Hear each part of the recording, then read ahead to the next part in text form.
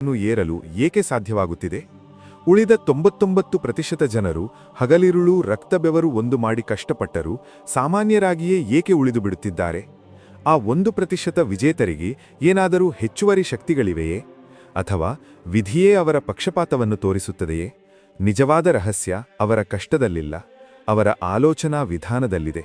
ಹಗಲಿಡೀ ನೀವು ಮಾಡುವ ಕೆಲಸಗಳಿಗಿಂತಲೂ ರಾತ್ರಿ ಮಲಗುವ ಮುನ್ನ ಆ ಕೊನೆಯ 2 ನಿಮಿಷಗಳಲ್ಲಿ ನಿಮ್ಮ ಮನಸ್ಸಿಗೆ ನೀವು ನೀಡುವ ಸಂದೇಶವೇ ನಿಮ್ಮ ಜೀವನದ ಗತಿಯನ್ನು ನಿರ್ದೇಶಿಸುತ್ತದೆ. ನಮ್ಮ ಪ್ರಾಚೀನ ವೇದಗಳಲ್ಲಿ, ಉಪನಿಷತ್ತುಗಳಲ್ಲಿ ಅಡಕವಾಗಿರುವ ಪರಮ ರಹಸ್ಯವೇನೆಂದರೆ, ನಿದ್ರೆಯು ಕೇವಲ ದೇಹಕ್ಕೆ ವಿಶ್ರಾಂತಿ ನೀಡುವ ಪ್ರಕ್ರಿಯೆ ಮಾತ್ರವಲ್ಲ, ಅದು ಅನಂತವಾದ ವಿಶ್ವಶಕ್ತಿಯೊಂದಿಗೆ ನಮ್ಮ ಅಂತರಾತ್ಮವು ಸಂಪರ್ಕ ಸಾಧಿಸುವ ಒಂದು ಅದ್ಭುತವಾದ ದ್ವಾರ.